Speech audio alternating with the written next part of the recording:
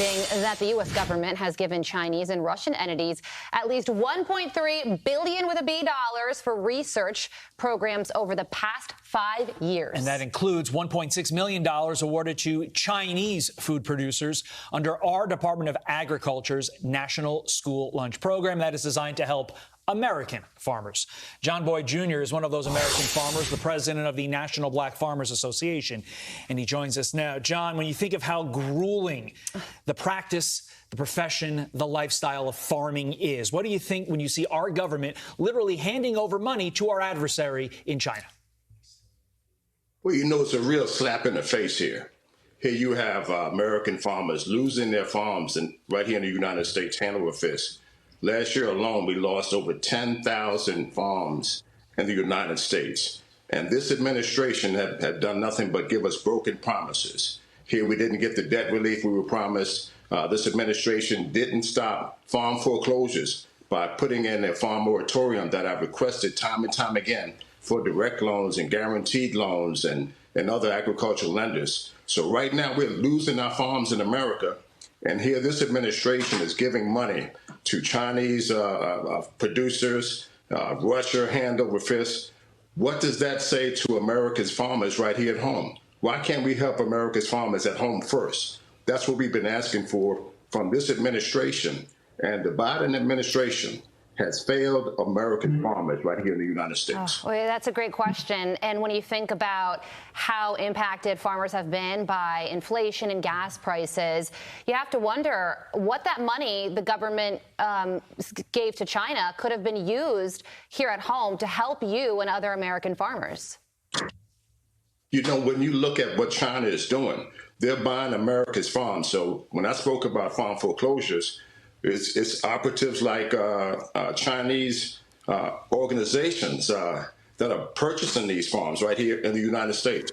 So we can't go to China and buy their farms, but they can come to right here in the United States and buy our farms. And this administration is giving them resources to do these types of things. Something is terribly, terribly wrong with this picture, and we have to look at what's really going on. The American farmer is suffering right here with the highest input costs we've had in our nation's history for America's farm. We're out here struggling, and we're managing to help countries like China and Russia, America's two biggest adversaries. Yeah, I think you did a great job going into the micro part of this, I should say. I want to broaden out to the macro, and you just alluded to it just there. China and Russia, they're the beneficiaries of at least $1.3 billion. That's with a B. $billion. And when you think of the American farmer literally built this nation. So on the one hand, we are feeding our adversaries $1.3 billion, people who want the American ideal to go away, while at the same time giving the shaft to the American farmer who built our nation. What are you supposed to think about that? Absolutely. It is the American farmer that built this country. And something that farmers can do right here in the United States better than any farmer in the world is produce corn, wheat, and soybeans. And we do it for cheap prices. America's farmers really hasn't had a raise here in decades based on the markets, but we continue to go out there and produce good food for cheap. We pay the high cost of machinery, interest rates, and all of these things, diesel fuel, all of the input costs that we pay up front. Farmers do it every year, and we do it good. And then to have this administration slap us in the face by providing China and Russia with $1.6 billion while we're suffering right here at home.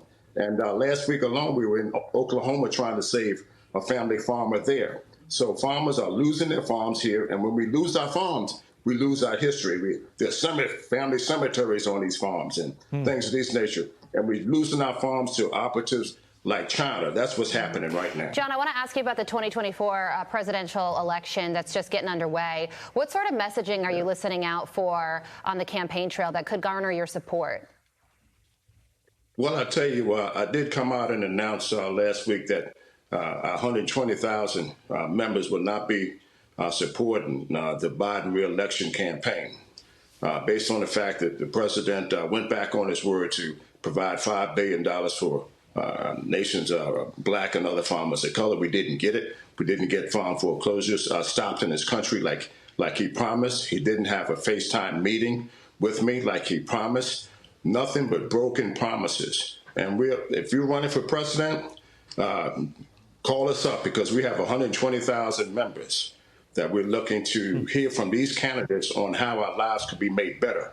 And right now we're struggling. We're losing our farms, and this administration isn't doing anything to help me stop them. That goes from Senator Schumer, who promised to help me stop farm foreclosures, Representative Clyburn, who said the climate wasn't right to help Black and other American farmers in this country. And we're here to say we're tired of that, and we need change, and we're looking for someone who wants to help us stay on our family farms so we can pass on generational wealth to the next generation of farmers. Got to keep those promises to keep your support. John Boyd Jr., thank you for joining us. Thank you, sir.